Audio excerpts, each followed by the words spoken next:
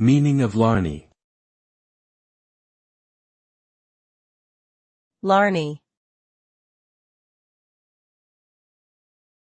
Larney. Larney. Larney. The word larney is a South African English slang term that means very smart, expensive.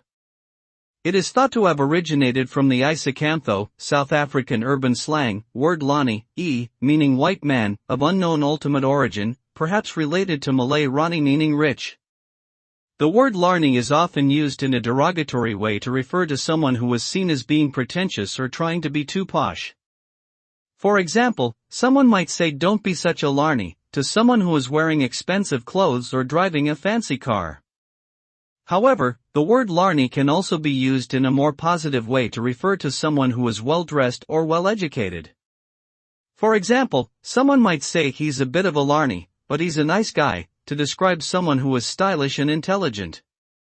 Ultimately, the meaning of the word larney depends on the context in which it is used.